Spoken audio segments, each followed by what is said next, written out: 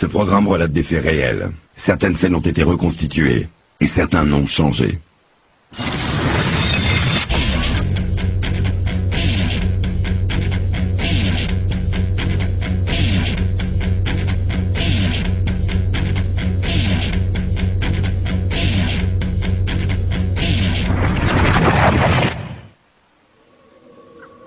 Nous sommes en 1949. Par cette nuit d'hiver, la ville de Saint-Louis aux États-Unis est le théâtre d'une sinistre cérémonie. Dans une petite maison de banlieue au premier étage, on procède à un étrange rituel.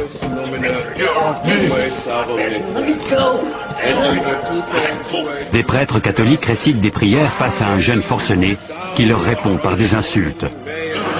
Ils pensent que le garçon est possédé par le démon.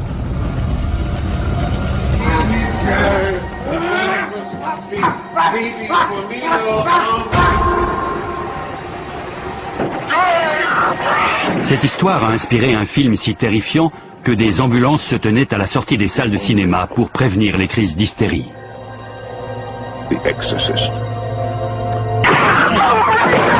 Le film était une fiction.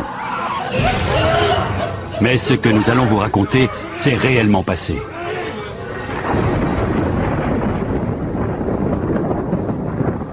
Nous avons pu reconstituer ces événements à partir d'un journal de bord longtemps oublié et des souvenirs d'un vieil homme d'église.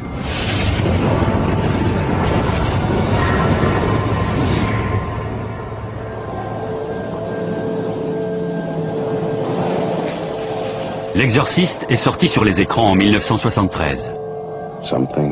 Quelque chose d'inexplicable s'est emparé d'une petite fille. Dans cette rue, dans cette maison, un homme va tenter de la sauver. Il est son dernier espoir.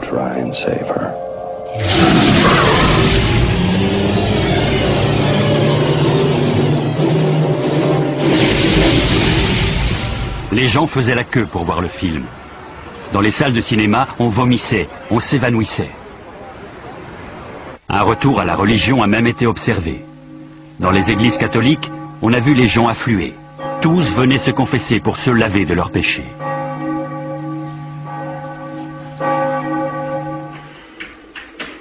William Peter Blatty, auteur du scénario ainsi que du roman à l'origine du film, a été frappé par ces réactions. Tout à coup, les gens, qu'ils aient la foi ou non, se sont mis à croire aux démons et au châtiment. Dans son roman, le héros chasse le diable du corps d'une enfant. Ce récit s'inspire d'un cas d'exorcisme réel survenu en 1949. L'exorciste était un prêtre de 52 ans de l'église catholique romaine de Saint-Louis, dans l'état du Missouri. Le père William Bowdern était un curé respecté, charitable et connu pour sa bonté d'âme.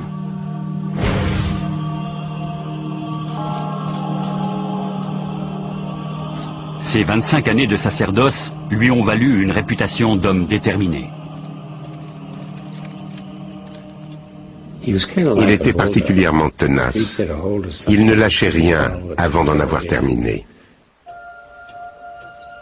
Un jour, il reçoit un coup de téléphone d'un confrère, le père Raymond Bishop. Ce dernier lui raconte une histoire au premier abord grotesque. La mère d'un adolescent soupçonne son fils d'être possédé par une force maléfique.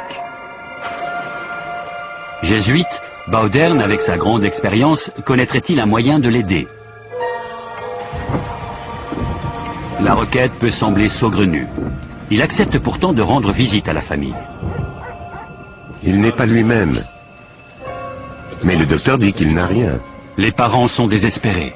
Ils lui parlent de leur fils Richard et de ses problèmes. Merci d'être venu, mon père. Parlez-moi de Richard. Il se passe quelque chose en lui. Mais nous ne savons pas ce que c'est, ça me fait peur. Bowdern leur fait reprendre calmement leur récit depuis le début. La mère lui décrit la vie d'une famille ordinaire, heureuse et unie.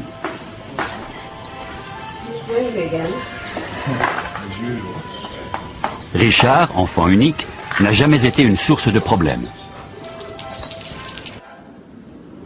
Ma belle-sœur Millie nous a rendu visite au mois de janvier. Elle et Richard étaient très proches. Je vais te montrer à quoi sert une planche Ouija. Elle avait apporté une planche Ouija. Une planche avec des lettres dessus. On laisse les esprits la déplacer. Comme ça? Oui, voilà. Millie et Richard ont passé des heures à jouer avec cette table. Ils essayaient d'entrer en contact avec l'au-delà. Ce qui caractérise essentiellement le spiritisme, c'est de croire non seulement que l'âme entame une seconde vie après la mort, mais aussi que les morts peuvent communiquer avec les vivants.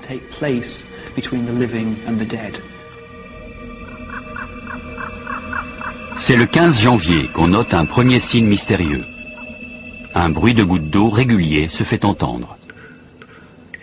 On l'a entendu toutes les nuits, pendant toute une semaine.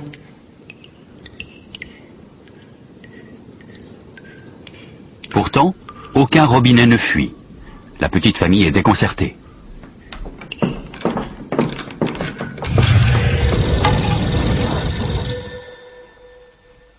Le 26 janvier, ils apprennent la mort soudaine de tante Millie. Elle n'était pas malade. On ne s'y attendait pas. Richard était mort de chagrin. C'était la première fois qu'il perdait un proche.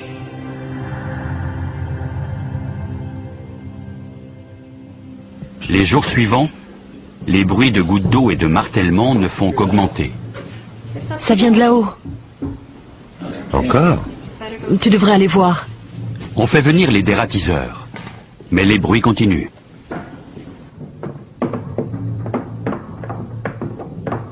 On pense alors au paranormal. Serait-ce l'œuvre des poltergeists, ces esprits frappeurs sortis des légendes du folklore?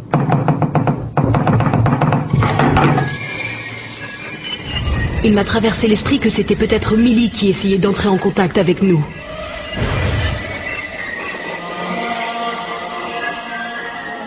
Une nuit, une image pieuse accrochée au mur s'est mise à bouger, comme si on frappait derrière.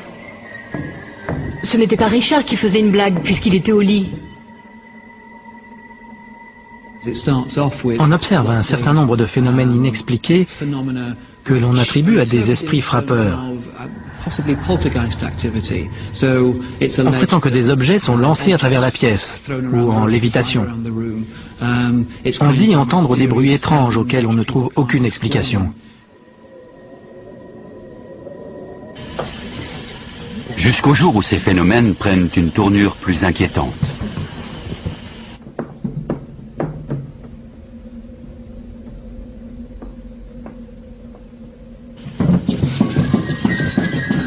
Maman! Maman! Maman! Oh mon Dieu! Richard! William! William, viens vite!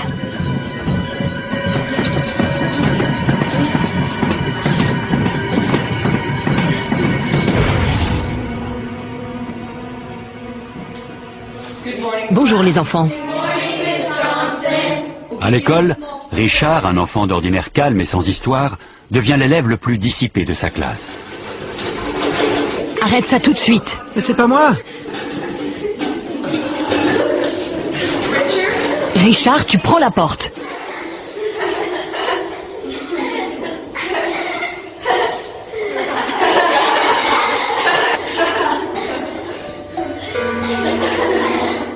Mademoiselle, c'est pas moi. Tu sors. On l'a emmené voir un médecin. Mais il n'a rien trouvé d'anormal. Il a seulement dit que Richard était angoissé. C'est un terme qu'on utilise encore aujourd'hui et qui n'est pas signe de bonne santé mentale. Ça caractérise quelqu'un d'anxieux, peut-être de dépressif, mais surtout irritable et anxieux. Les parents s'adressent alors à un psychiatre.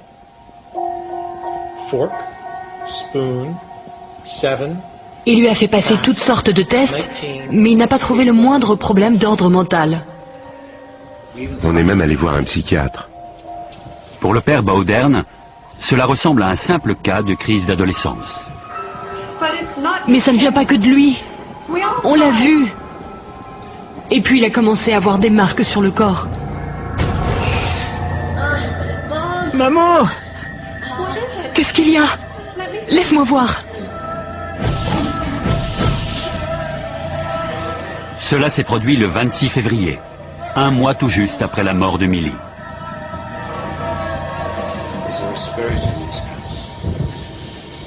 On a passé des journées à essayer d'entrer en contact avec Millie à travers la planche Ouija. Toute la famille croyait au spiritisme. Et à la mort de la tante, ils étaient préparés à une forme de communication avec l'au-delà. Si tu es Millie, prouve-le.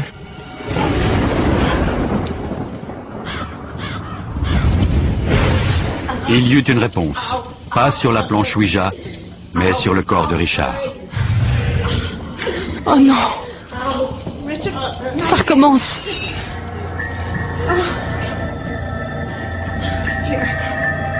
Les parents de Richard, désemparés, finissent par envisager l'impensable.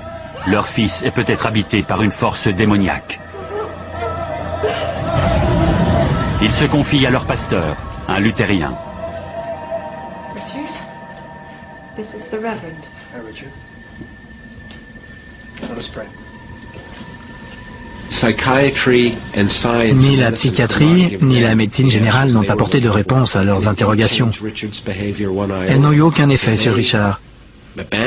Ils ont abandonné la science parce qu'elle ne leur était d'aucune aide. Our Father, who art in heaven, Pas plus que le pasteur. thy kingdom come. Chez les luthériens évangéliques, la religion de cette famille, on ne recense aucun cas de possession ou d'exorcisme. Mais le pasteur savait que cela existait chez les catholiques. Kingdom, Il leur conseille d'aller voir un prêtre catholique. forever and ever. Amen. Si on prend ce cas au premier degré, tel qu'on veut nous le présenter, alors on retrouve un grand nombre d'éléments caractéristiques de la possession démoniaque. On a tout envisagé. Croyez-vous possible que... Écoutez, demain soir on dira des prières et on verra ce qui se passe. Merci, mon père.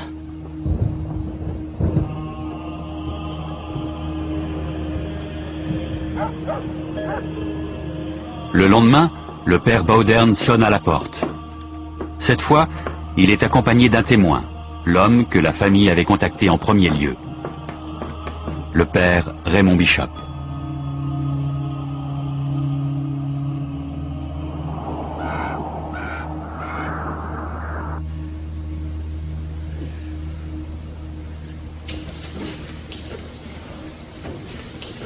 Bonjour Richard. Bonjour mon père. Comment ça va? Je suis le père Bowdern et voici le père Bishop. Comment te sens-tu? Ça va? Bien. Si tu veux bien, j'aimerais te réciter ce qu'on appelle une neuvaine. D'accord. Ça commence comme ceci. François-Xavier Saint, très aimable et plein de charité, j'adore respectueusement avec vous la majesté divine. Qu'y a-t-il? Ma poitrine. Oh Seigneur.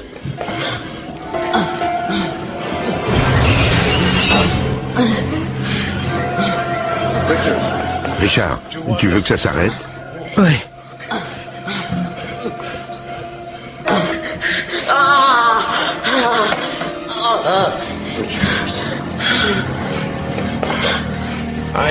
Je vous supplie de tout mon cœur de m'obtenir, par votre puissante intercession, la grâce si importante de vivre et de mourir sainement.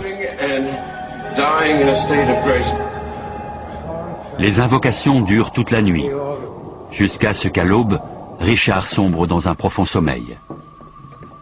Les deux prêtres exténués reprennent le chemin du presbytère.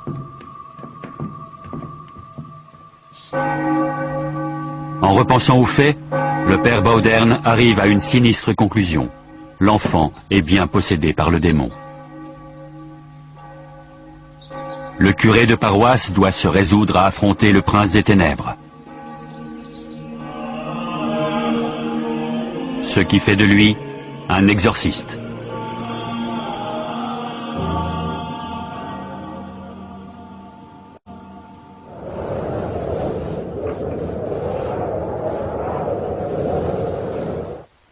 William Bowdern se retrouve au cœur d'une histoire qui inspirera plus tard un film, L'Exorciste.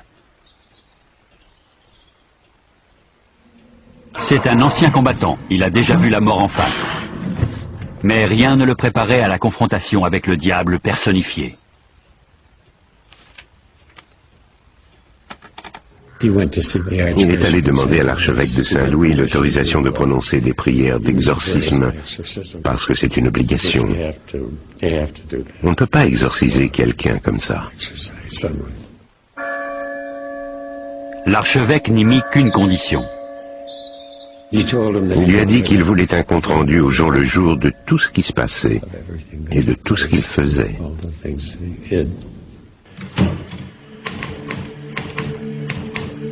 Le père Bowdern désigne le père Bishop comme assistant. Il le charge de tenir un journal.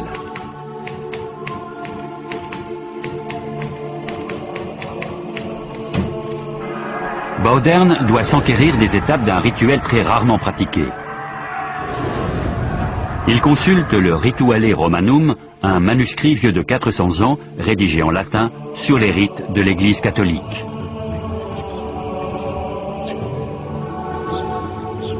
Enfoui dans ces pages, il trouve le passage indiquant comment pratiquer un exorcisme. Les signes de possession sont les suivants. L'aptitude à parler sans difficulté une langue mystérieuse, la faculté de révéler des vérités secrètes ou à venir, la démonstration d'une force physique démesurée par rapport à l'âge du sujet.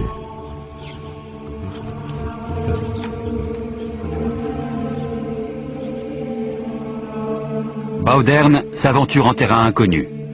Au XXe siècle, dans l'Église catholique des États-Unis, on n'a quasiment jamais entendu parler d'exorcisme.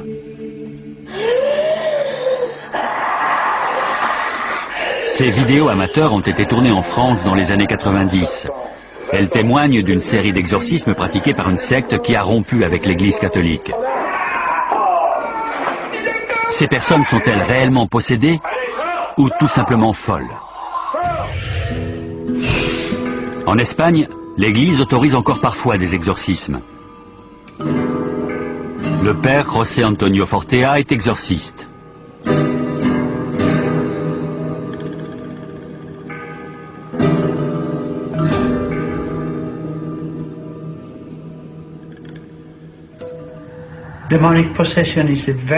La possession démoniaque est un phénomène très très rare. Sur des milliers de personnes atteintes de troubles psychotiques, un seul cas est lié à une influence démoniaque.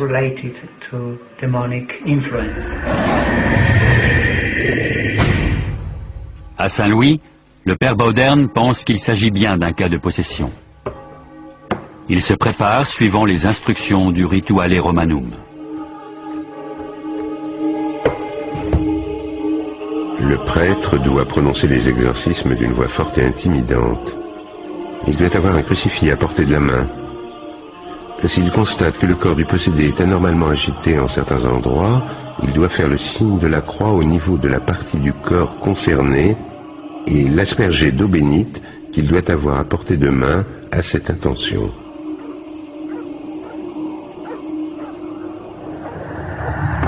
Bowdern et Bishop retournent au chevet de Richard. Ils sont prêts à défier le malin.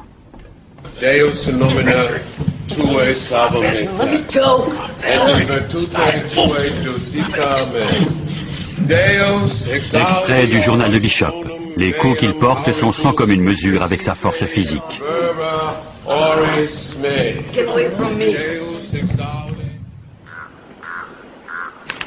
Deus et Pater Domini nostri Jesu Christe.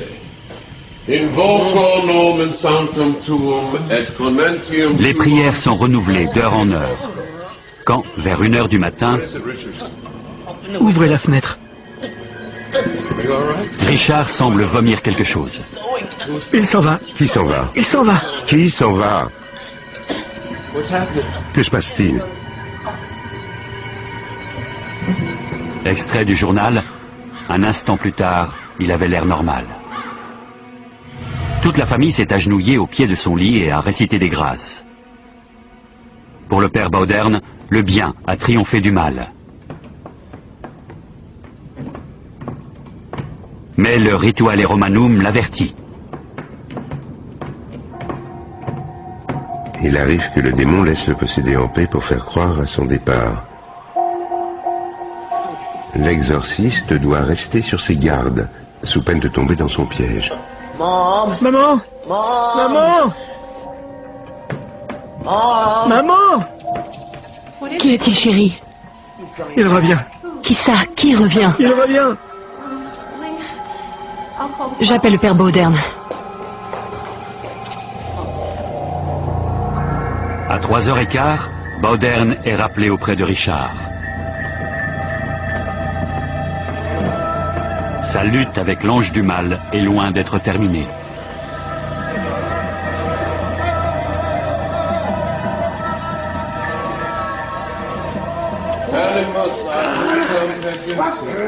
Dimanche 20 mars, extrait du journal. À 20h15, Richard a eu une crise plus violente que toutes les précédentes.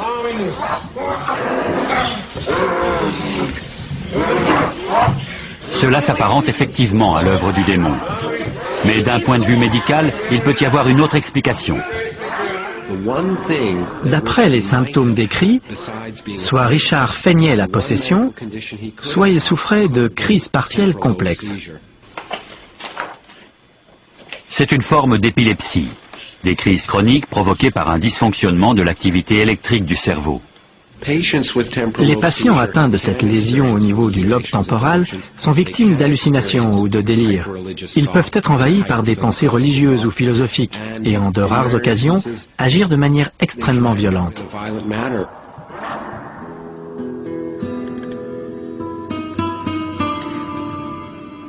Mais la maladie peut être la complice du malin. Le père Fortea pense qu'il est possible d'être victime de crise tout en étant possédé par le démon. Il met en garde les non-croyants.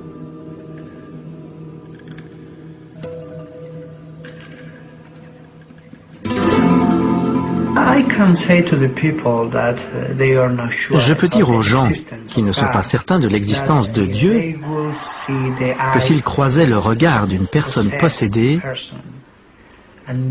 ils sauraient ce que cela fait de voir l'éternité en face de soi. L'éternité tout entière, des siècles et des siècles, des milliers et des milliers d'années en face de soi, et aucun salut. L'écrivain William Peter Blatty est croyant. Une fois convaincu que c'était un phénomène réel, je me suis consacré presque avec ferveur à rendre tout cela réel aux yeux du lecteur, pour qu'il puisse partager ma conviction.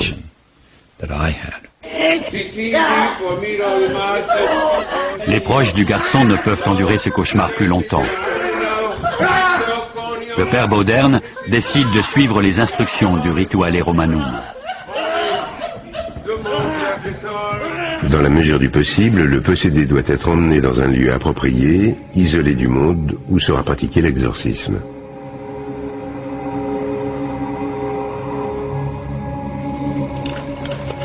Le lieu approprié est un hôpital catholique de Saint-Louis tenu par des frères alexiens. Bonjour, je suis le père Bauderne. Bonjour mon père, nous vous attendions. C'est en bas du couloir sur votre gauche. Très bien, allons-y.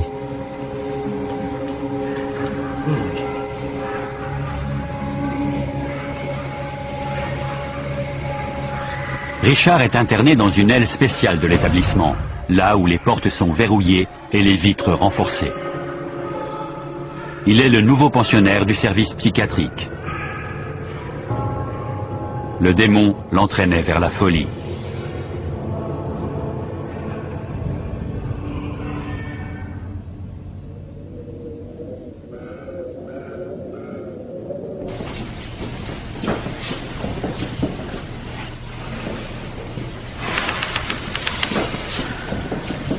Just with the temperature drop and everyone seems to be getting Good evening, Father. Good evening, Father. Le 22 mars 1949, le père Bauderne demande des renforts dans sa lutte contre le mal.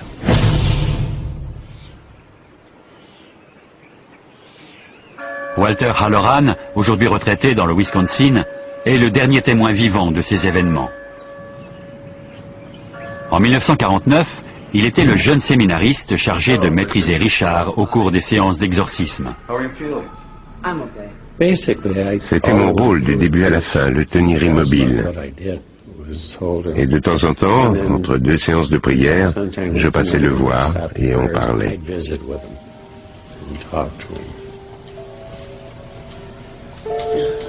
Bonjour, père. Je peux avoir un verre d'eau?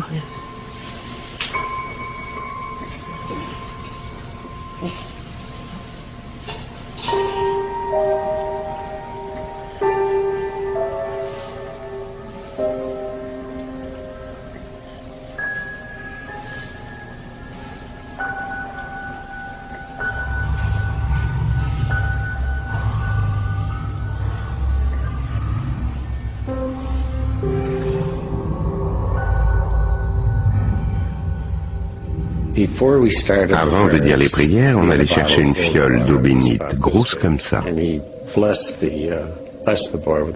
Il a béni le garçon avec. Il est allé le poser sur la commode. Ensuite, il s'est agenouillé au pied du lit. Et tout à coup, la fiole a volé dans les airs, m'a frôlé. Elle s'est écrasée contre le mur et elle est tombée au sol. Pour moi, ça a été la première preuve tangible qu'il s'agissait bien d'un cas d'exorcisme. C'était vraiment inexplicable. C'est arrivé comme ça. Et je l'ai attribué à l'esprit du démon. Il n'y avait personne à moins d'1,50 m de la fiole.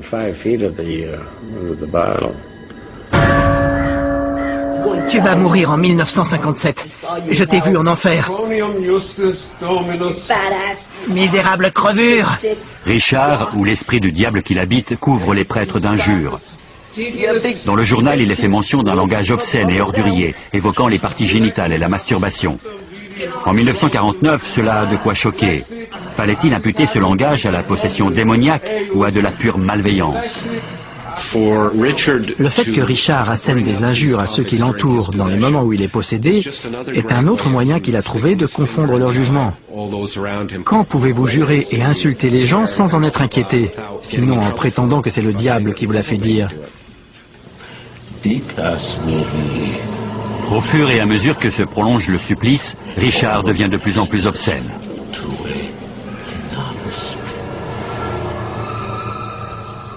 Davine, où tu peux te l'enfoncer.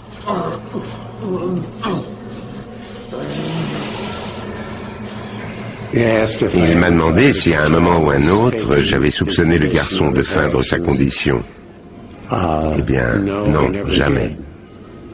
Il n'y avait rien qui laissait supposer, à l'époque où il avait ses crises, qu'il essayait d'attirer l'attention ou qu'il se réjouissait.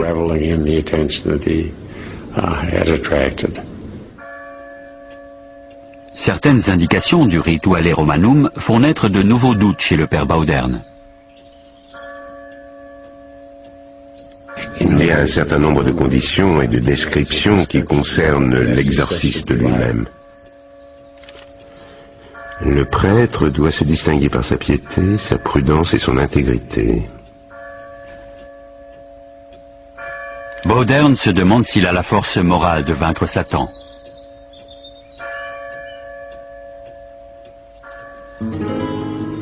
En Espagne, le père Fortea sait par quoi William Bowdern a dû passer.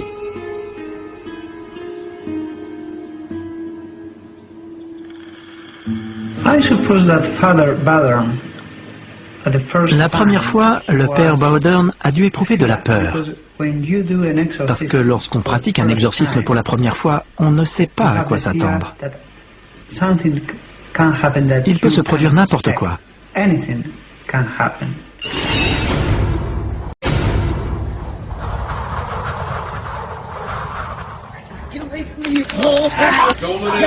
Extrait du journal. Il nous adresse des coups de pied et des crachats et se débat si fort que même 3 hommes ont du mal à le maîtriser. Il m'a dit que je lui faisais mal en lui tenant les bras comme je le faisais. Alors je l'ai lâché.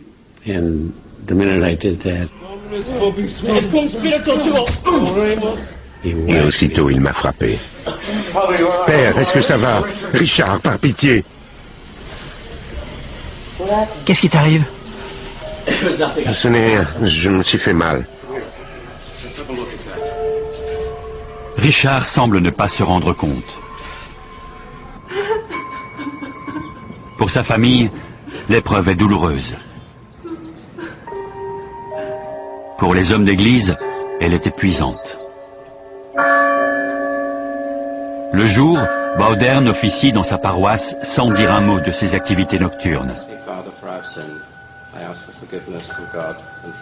Quel péché as-tu commis? Physiquement, il était à bout de force. Il avait toujours peur d'oublier quelque chose. Il a aussi beaucoup souffert moralement.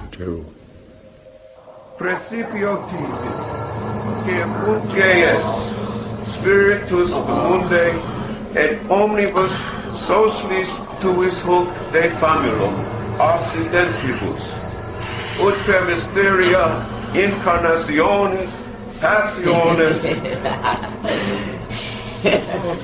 Extrait du journal. Il y a eu 4 ou 5 mictions de ce type au cours de la nuit.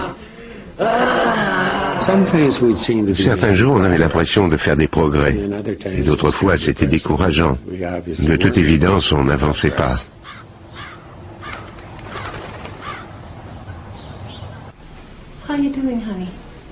La mère de Richard songe à tout abandonner et à ramener son fils à la maison. You'll be coming home soon, sweetheart, I promise. Yes, Mom.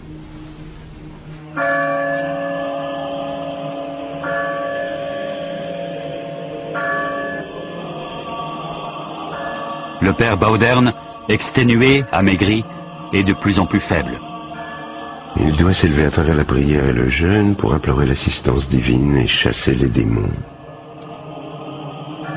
Je me souviens qu'il jeûnait tout le temps et qu'il priait beaucoup. Il disait, c'est tout ce qu'on peut faire. Le rituel continue. Un soir, on remarque que les mouvements de Richard se font plus violents chaque fois que le prêtre invoque le nom de Dieu.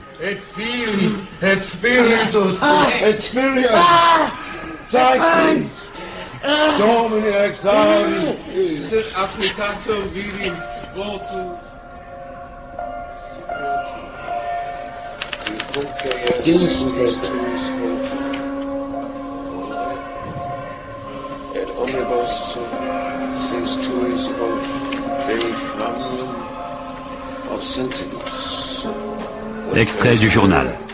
Richard a demandé un crayon. Avec, il a écrit « Je suis le diable en personne. Dans 10 jours, j'enverrai un signe. »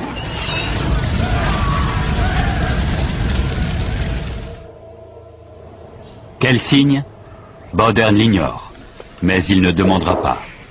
Le Rituale Romanum comporte une règle stricte, ne jamais engager de conversation avec Satan.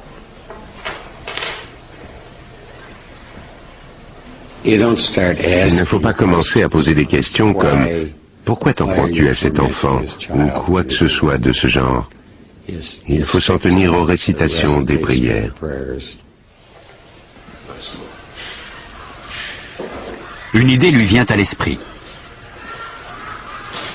Richard, es-tu baptisé? Je ne me rappelle pas. Voudrais-tu être baptisé catholique? Oui, mon père. Le baptême est le tout premier sacrement dans la vie d'un chrétien. C'est déjà une forme d'exorcisme. Habituellement, il est célébré dans la joie. Celui de Richard sera un cauchemar.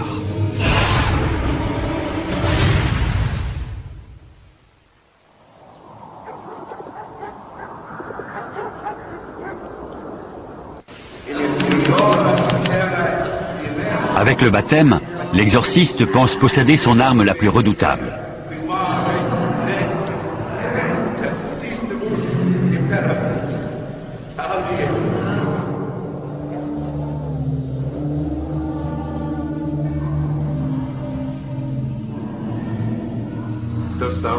Renonces-tu à Satan?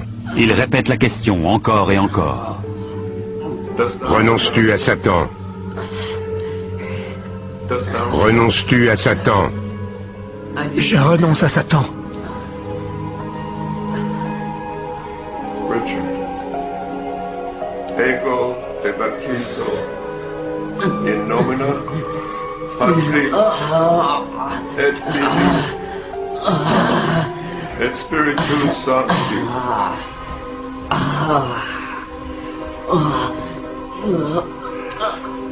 Richard, je te baptise au nom du Père, du Fils et du Saint-Esprit.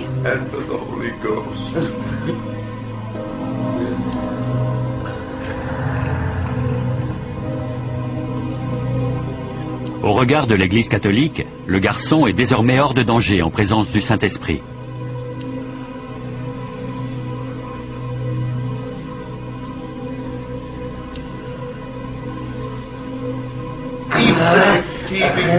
Mais le diable n'en a pas terminé avec lui. Extrait du journal. Les crachats, insultes, gyrations et violences physiques habituelles ont continué jusqu'à 23h30. Omni incursio adversari, omni phantasma, omni... L'exorciste espagnol José Antonio Fortea sait ce qu'a enduré le père Bowdern. Pendant 2 ans, il a tenté de chasser le diable du corps d'une jeune femme. Il nous raconte que la possédée avait une liaison avec un membre d'une secte satanique. Il la désirait. Ce n'était pas simplement de l'amour. Cette femme l'obsédait. Et toutes les semaines, ils invoquaient les démons. Il a été entraîné dans une âpre lutte spirituelle.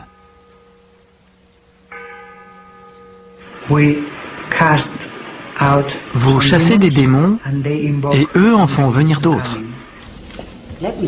Le prêtre espagnol a noté un point commun avec le cas de 1949. Dans les 2 cas, on a convoqué des esprits impies.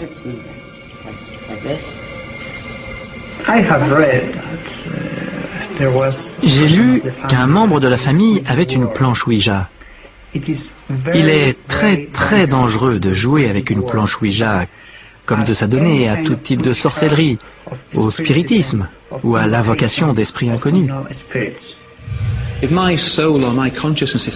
Si mon âme ou ma conscience peut être séparée de mon corps, alors cela veut dire que quelque chose d'étranger peut s'y installer et en prendre le contrôle. D'où l'idée de possession. Et par conséquent, il y a un côté sombre à cette croyance dans l'au-delà, qui est généralement une croyance plutôt positive. Que ce soit vrai ou pas, c'est quelque chose de positif puisque cela nous permet de répondre à l'angoisse de la mort.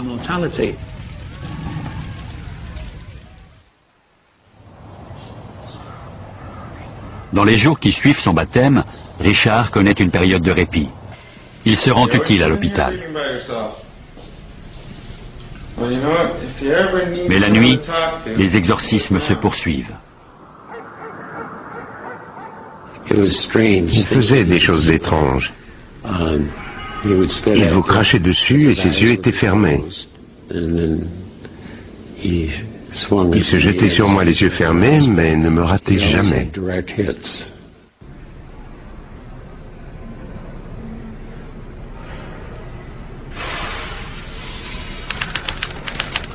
Le père Bowdern et ses assistants arrivent à l'hôpital à 20h, harassés, mais déterminés à mener le rituel d'exorcisme jusqu'au bout.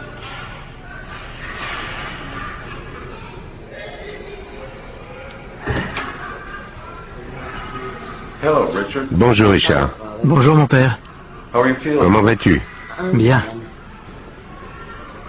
Disons un chapelet. Notre Père qui êtes aux cieux, que votre nom soit sanctifié. Richard, que se passe-t-il? Comme gravé dans la peau en lettres majuscules, le mot « sortir » apparaît sur son corps.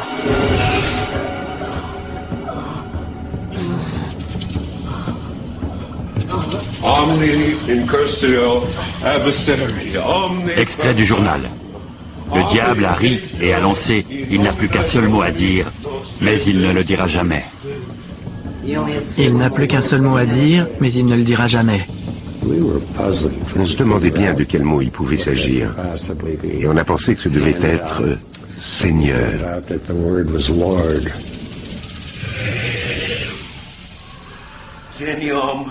Les prêtres invoquent le nom du Seigneur. Richard est de plus en plus agité. Il est sujet à des délires. Dans le journal, on peut lire que Richard a eu une vision de l'archange Michel. Ça brûle! À travers la voix de Richard, c'est l'ange qui a parlé.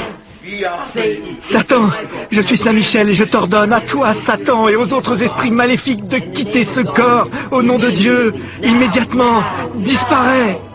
Plus tard, Richard raconte qu'il a vu un ange se battre avec le démon à l'entrée d'une grotte d'où jaillissaient des flammes. L'ange est sorti vainqueur et le diable s'est retiré dans les flammes. Il est parti.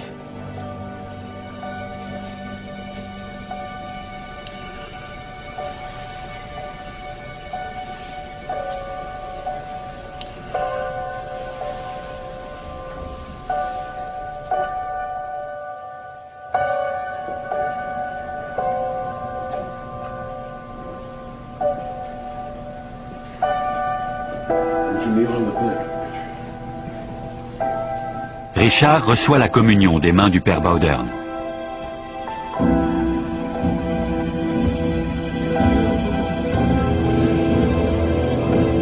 Peu de temps après, une puissante détonation retentit dans les murs de l'hôpital. Mais personne n'a vu la moindre explosion, ni perçu d'onde de choc. Les gens qui étaient dans l'église de l'autre côté de la rue l'ont entendu. Les lumières se sont éteintes et quand elles se sont rallumées, Richard s'est assis et il a dit « Il est parti ». Pour Bowdern, cet étrange phénomène indique que le démon a fini par quitter le corps de Richard.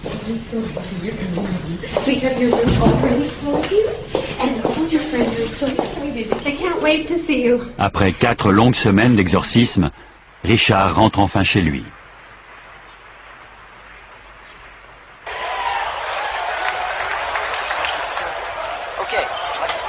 Était-ce réel?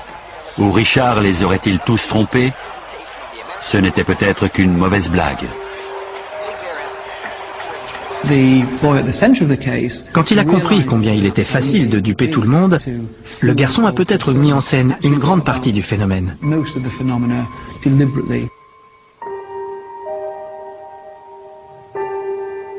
Le résultat, c'est une histoire qui semble attester en tout point d'un cas véridique de possession démoniaque et d'exorcisme. Mais si on y regarde de plus près, tout cela ne repose que sur des preuves très minces.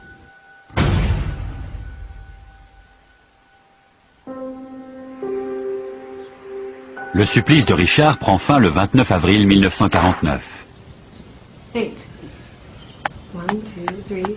Il aura duré plus d'1 mois. À la maison, son père et sa mère guettent les moindres signes de résurgence du démon. Richard retrouve une vie normale de garçon de son âge.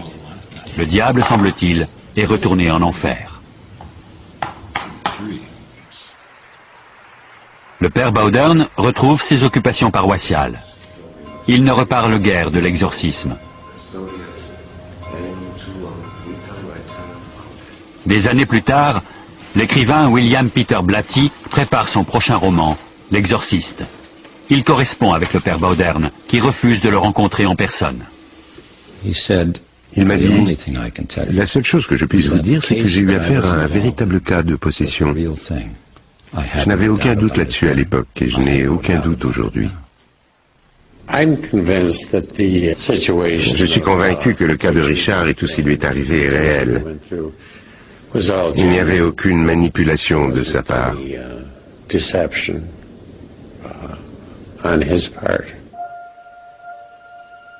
Mais pour d'autres, Richard aurait créé de toutes pièces une possession démoniaque, un délire alimenté par la croyance au spiritisme de sa famille et par les rituels d'exorcisme des prêtres.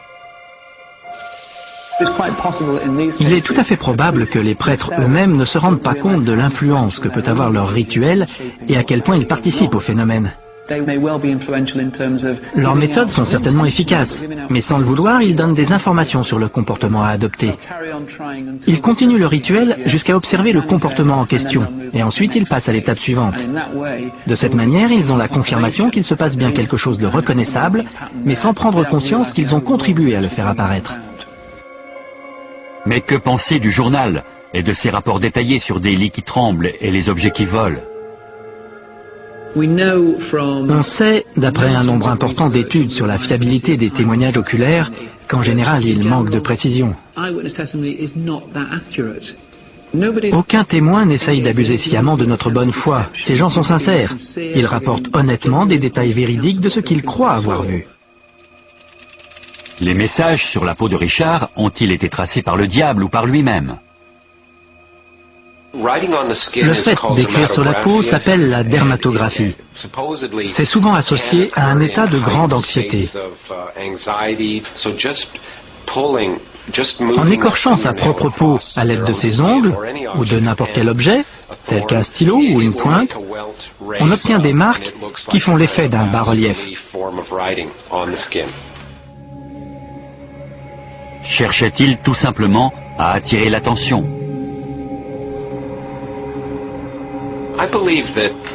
Je crois que toute cette histoire a commencé par une blague d'un garçon de 14 ans. Par la suite, quand l'Église catholique s'en est mêlée, il a dû aller jusqu'au bout. La véritable question n'est pas de savoir si ce cas de 1949 était réel ou pas. Je n'en sais rien. Évidemment, je n'en sais rien. La vraie question, c'est: est-ce que c'est possible? C'est ça qui est intéressant. La rumeur d'exorcisme s'est très vite répandue. On en a parlé dans les journaux. Une notoriété dont l'Église catholique se serait bien passée. Quand ça s'est terminé, j'ai reçu un tas de coups de téléphone. Une femme qui voulait faire exorciser son mari. Quelqu'un d'autre, c'était pour son chien. Enfin, vous voyez, des choses insensées. Noël 1973. L'exorciste sort sur les écrans de cinéma. Une paroisse catholique de Washington reçoit 40 demandes d'exorcisme.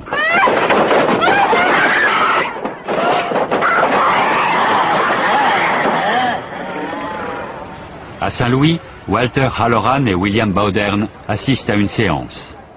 Bowdern est choqué. Il s'est passé quelque chose dans le film et il m'a dit: Walter, c'est pas vrai, ça s'est pas passé comme ça. Et il m'a tapé sur le bras tout le long du film. J'ai dû lui dire: calmez-vous, on va nous jeter dehors. Richard, le garçon par qui tout est arrivé, s'est converti au catholicisme. Il est devenu scientifique et vit aujourd'hui dans l'Est des États-Unis. Il n'aurait aucun souvenir des faits survenus en 1949.